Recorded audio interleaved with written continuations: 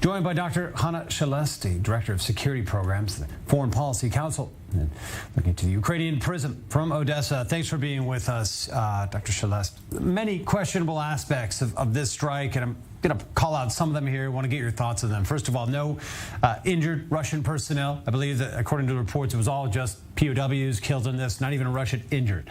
Secondly, Russian Defense Ministry, they released statements uncharacteristically quickly after this scene. We've seen a lot of other incidents go days without any kind of formal response from the Russian government. And again, Russia's odd story explaining why Ukraine would deliberately target their own people. I mean, how does this thing look from your perspective?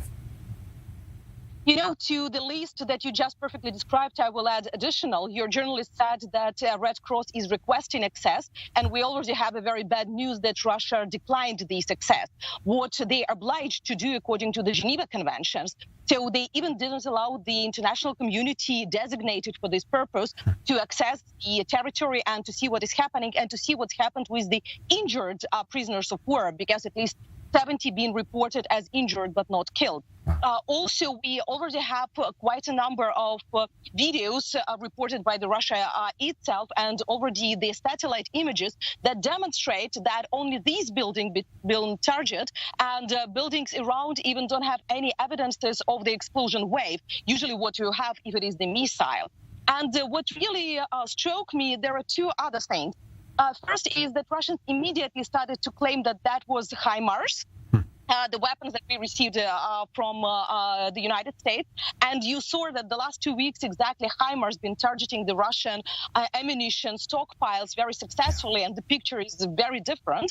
And the second, what really brought the outrage, that is the reaction of the diplomatic missions of the Russian Federation. The biggest scandal now is the Russian embassy in the United Kingdom that openly tweeted that the Ukrainian prisoners of war that were there in Olenivka should be hanged up and executed. Yeah. Can you imagine diplomats that are calling for the open act of execution of the prisoners of war, and not just execution, but in such a barbaric way?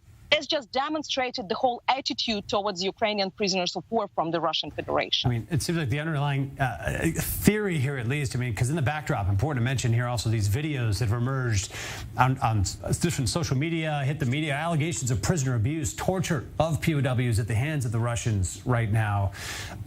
With that in the backdrop, it's looking like this was some kind of massive cover-up. Is that the theory in Ukraine? Yes, this theory is not only in Ukraine. I heard it more and more among the international investigative community. Several foreign journalists and Bellingcat already published something. There are a few reasons to believe in this version. First is that we already had the first exchange of the prisoners, and all those from Azovstal who've been captured, and they reported that it's been very, very heavy punishments and tortures and interrogation. And you can see physically some of those photos that would be in the real size of the weight of the person before, yeah. And after these 2 months in the prison, it is like half of the man. And the second is that it's been the Azov-style defenders. They became like monsters, like fairy-tale dragons probably for the Russians. And usually they're blaming them in every thing. They didn't want to allow them to leave Azov-style back in spring. They created some strange myths about them, and they just made the symbol of the war, the negative symbol of the war. And from many Russian politicians, you can switch on Russian TV. Almost daily you hear how these people should be killed, executed, punished, hanged. So all this outrage of the Russian were getting against them. So you definitely can imagine that the attitude towards them were not as with the regular prisoners. And we can imagine that they were desired to hide some of the war crimes that been there. Yeah, these torture allegations, the video, I mean, we have some of it on the screen here. There's the allegation of a castration video that emerged, essentially, alleging that Russian soldiers have a bound POW, Ukrainian, being castrated. I mean, this is, how bad does it all appear right now? What's the scale of the torture going on? What are the stories coming out about how these prisoners are being treated widespread? You know, it is not only about prisoners of war. Unfortunately, these stories, especially about the castration or about rape, they've been all the last months. It's nothing new.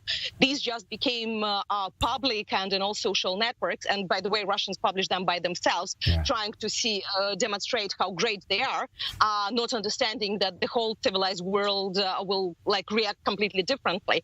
But you can hear the same stories from the filtration camps with the civilians who tried to evacuate from the occupied territories. We heard the same stories in Bucha and Irpin. We heard these stories from Mariupol. Now there are many similar stories from Kherson region that is occupied, especially if you have, for example, some tattoos or you're a young man. Many of the tortures are reported, and the human rights defenders, the United Nations organizations, they are reporting about these cases, and that it is an increase of this individual violence from the Russian soldiers. I can imagine, honestly, only one thing, that they are really afraid, first of all, of Ukrainian soldiers, so they would like to humiliate them as much as possible. And that is the outrage that is more uncontrolled outrage, when you understand that you cannot beat or occupy and conquer Ukrainians. So the only thing you understand, it is this brutality and to demonstrate your power. That's unfortunately quite a thick, probably way of behavior.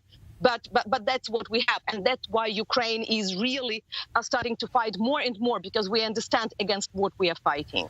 Well, history has certainly shown that a force up against these type of prisoner conditions and detention will not give in easily, fight a lot harder. We're likely to see that. Dr. Hanna Shelest, I know the Ukrainians don't need any boost to their fighting spirit, but maybe this gives them some here. I appreciate you being with us. Tough subject to get into. I know that layers just being peeled back now, so thank you for joining us.